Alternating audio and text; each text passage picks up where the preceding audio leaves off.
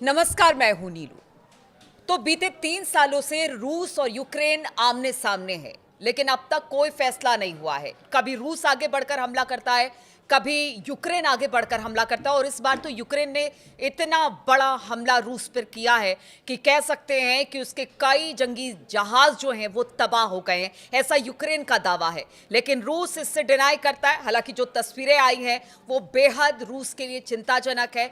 कितना नुकसान हुआ है और अब इसके आगे क्या रूस यहीं पर रुकेगा? क्योंकि जिस तरह के हमले के दावे यूक्रेन कर रहा है, उसके बाद रूस तो यहां रुकने वाला नहीं है। इसी पर बातचीत करने के लिए मयंक मेरे साथ है। मयंक, जिस तरह का हमला यूक्रेन ने रूस पर किया है, जवाब हमने देखा कि पीछे कुछ दिनों में पुतिन और रूस जबरदस्त तरीके से यूक्रेन पर हमला कर रहे थे, लेकिन अब बड़ा हमला करके यूक्रेन ने यह बता दिया है कि वो भी पीछे नहीं है। लेकिन इसके बाद सबके मन में सवाल यही उठ रहा है कि पुतिन यहां पर तो चुप नहीं रहेंगे। अब आगे क्या देखते हैं आप? देखिए, सबसे पहली बात तो कि रूस पे ये रूस के इतिहास में ये सबसे यूएसएसआर को भी अगर हम शामिल कर लें इसमें, तो ये रूस के इतिहास का सबसे बड़ा अटैक है। इसमें 5 एयरबेस पर यह हमला हुआ है और इस हमले में 41 फाइटर जेट्स जल के तबाह हो गए हैं मतलब रूस सेकेंड के।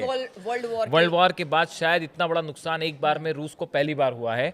देखिए, 5 एयरबेस हैं: Belaya airbase, Olenya airbase, Dyagilevo airbase, Ivanov airbase और अमूर एयरबेस। ये 5 एयरबेस पर यूक्रेन के ड्रोन से हमले हुए हैं, जिसमें 41 फाइटर जेट्स जो हैं वो जल के तबाह हो गए हैं, जिनकी तस्वीरें सोशल मीडिया में सब तरफ छाई हुई हैं। अब देखिए, बड़ी गौर करने वाली बात यह है, जो बेलाया एयरबेस है इसकी यूक्रेन से दूरी है 4,300 किलोमीटर। ओलेन्या एयरबेस है, इसकी दूरी है 3,674 किलोमीटर। डाइगिलेवो एयरबेस है, इसकी दूरी यूक्रेन से है 2,161 किलोमीटर। इवानोव एयरबेस है, जिसकी दूरी यूक्रेन के सीमा से है 2,000 किलोमीटर। और अमूर एयरबेस है, जिसकी दूरी है 6,000 किलोमीटर। अब आप सोचिए रशिया के कितने डीप इनसाइड ये हमले हुए हैं, पहली बात। दूसरी बात, ये हमले करने का तरीका बहुत ही ऐसा है जो जिसकी आप बता रहे थे, चर्चा कर रही थी कि ये बड़ा अजीबोगरीब तरीके से ये हमला हुआ है। सुनिएगा जरूर कि किस तरह से यूक्रेन ने निशाना बनाया, क्योंकि रूस के अंदर घुसकर और रूस में इतनी तबाही लाना बहुत बड़ी बात होती है। मयंक बताएंगे किस तरह से आखिर इस हमले को अंजाम दिया गया? मयंक, बताया जा रहा है कि यूक्रेनी जो एजेंट्स हैं उन्होंने एफपीवी, जो जिस ड्रोन का इस्तेमाल किया गया है, इसका नाम है एफपीवी, फर्स्ट पर्सन व्यू इसका फुल फॉर्म होता है। इस ड्रोन से ये हमले हुए। कुछ ट्रक्स में, बड़े ट्रक्स में जो होते हैं, इसमें लकड़ी के केबल्स बना के ये ड्रोन को उसमें छुपाया गया था। इन ट्रक्स को जो है वो रूस की सीमा में अंदर दाखिल किया गया और रिमोट कंट्रोल से जब ये एयरबेस के पास पहुंच गए तो वहां पे रिमोट कंट्रोल से उन ट्रक्स की छतों को खोल दिया गया और इन ड्रोन्स को फ्लाई करके इन्हें ब्लास्ट करवा दिया गया एयरबेस पे। ये अपने आप में बहुत ही नया किस्म का तरीका है। शायद यही वजह है बिल्कुल। और जिसके ये कारण पीछे हम कुछ दिनों में देख रहे हैं कि वॉर के जो तरीके हैं वो लगातार, मतलब दिन पर दिन एक नए चैलेंज को लेकर आ रहे हैं। किस किस तरह से हमले, चाहे वो इजराइल और गजा पट्टी में हम देखें, या फिर अमेरिका का देखें हम हूतियों पर हमला, या फिर इधर अगर रूस और यूक्रेन की बात की जाए, रोज नए तरीके से हमले हो रहे हैं। अब देखिए, ये इसमें 2-3 बातें बड़ी अहम है कि इसमें जो प्लेन दबा हुए हैं रशिया के, रूस के, उसमें A-50 है, Tu-95 है और Tu-22। ये सब स्ट्रेटेजिक बॉम्बर्स हैं। जैसे B-2 बॉम्बर्स हैं अमेरिका के, उसी कैटेगरी के ये जो बॉम्बर्स हैं जिनको तबाह किया गया है। अब देखिए, अमेरिका की तरफ से ये कहा जा रहा है, एक इस तरह की खबरें अमेरिका से सामने आई हैं कि करीब 7 बिलियन अमेरिकी डॉलर्स का नुकसान हुआ है रूस को। ये बहुत बड़ा नुकसान है। और खबर ऐसी भी आई कि शायद पुतिन ने बात की है वहां के। देखिए, ये अभी जो खबर है उसके बाद लावरोव जो है रूस के विदेश मंत्री हैं, इन्होंने अमेरिका के फॉरेन सेक्रेटरी ऑफ स्टेट्स जो है मार्को रूबियो, इनसे बात की है। इनको पूरे हमले की जानकारी दी गई है। लेकिन इस बीच यूक्रेन की तरफ से बड़े इंटरेस्टिंग बयान सामने आ रहे हैं। यूक्रेन की तरफ से ये कहा गया है कि हमने हमले के पहले हमले की जानकारी अमेरिका को दे दी थी।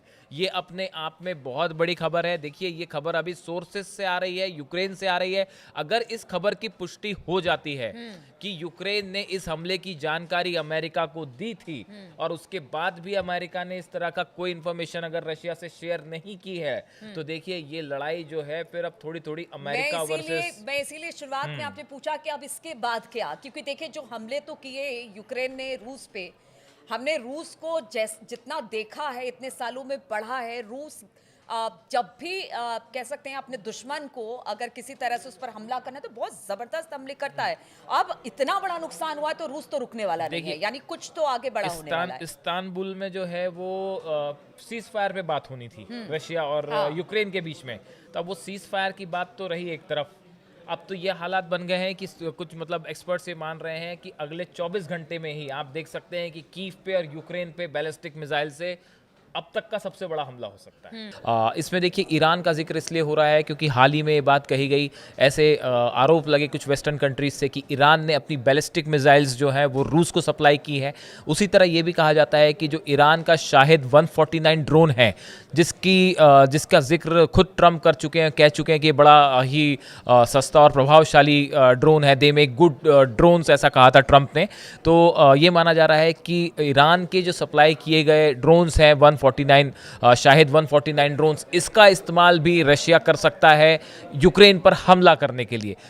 और ये यहाँ से ये युद्ध जो आपका सवाल है कि आगे कहाँ जाता दिख रहा है, देखिए 2-3 पॉसिबिलिटीज़ हैं। पहला तो अब इसमें अमेरिका की भूमिका क्या रहेगी, क्या ये लड़ाई, देखिए कुछ समय पहले, अभी कुछ ही दिन पहले की बात है, जिस तरह से ट्रम्प ने कहा पुतिन के लिए कि पुतिन जो है बेगुनाहों को बेवजह मार रहे हैं यूक्रेन में, और यहाँ तक कि उन्हें क्रेजी तक कह दिया था। उसके बाद जो है वो रूस की तरफ से भी बड़ा सख्त जवाब आया था, तो कि आप आग से खेल रहे हैं। तो देखिए ये अब जो स्थिति है, ये वॉर ऐसा लग रहा था कि सीज फायर की तरफ बढ़ेगा या ये ख़त्म होने की दिशा में, लेकिन इस हमले के बाद रशिया यूक्रेन वॉर पूरी तरह से टर्निंग पॉइंट है। बिल्कुल मयंक, जिस तरह से अगर ट्रम्प की बात की जाए, जैसे उन्होंने शपथ ली थी जनवरी में, कह दिया था हर जगह शांति चाहते हैं, पीस चाहते हैं, चाहे वो इजराइल हो, गजा हो या यूक्रेन हो, रशिया हो, लेकिन हर जगह हम देख रहे हैं कि स्थिति खराब ही हो रही है।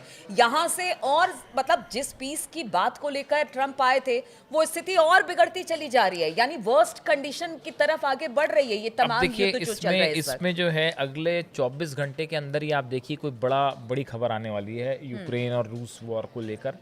सीज फायर वाली बात तो अब बिल्कुल डिरेल हो चुकी है, इसमें कोई शक नहीं है। इस हमले के बाद अब सीज फायर की तो संभावना ही नहीं दिख रही है। अब रूस की तरफ से बड़ा अटैक किया जाएगा, इसमें कोई दो राय नहीं है। और जैसा एक्सपर्ट्स मान रहे हैं कि उसमें ज़्यादा वक्त भी नहीं दिया जाएगा, और हो सकता है कि अगले कुछ घंटों के अंदर ही आप देखें यूक्रेन और कीव पे जो है वो अब तक जितने बैलिस्टिक मिसाइल से हमले हुए हैं उसमें सबसे बड़ा हमला अगले 24 घंटे में हो सकता है। बिल्कुल, तो कहा जा रहा है यूक्रेन ने तो अपनी बाजी खेल दी है, अब रूस की बारी है और रूस इसको किस तरह से ले रहा है, क्योंकि इस वक्त आंकलन किया जा रहा है रूस में कि कितना नुकसान हुआ है, अब किस तरह से यूक्रेन से निपटा जाए। क्योंकि पुतिन को पहले भी हमने सुना, उन्होंने कहा कि देखिए अगर यूक्रेन नहीं मानता है तो फिर हम परमाणु अटैक भी कर सकते हैं, इस बात को भी उन्होंने कहा है। अब जैसी स्थिति बन रही है उसके बाद आगे क्या होगा, इस खबर पर लगातार हमारी नजर बनी रहेगी। आप बने रहिए हमारे साथ।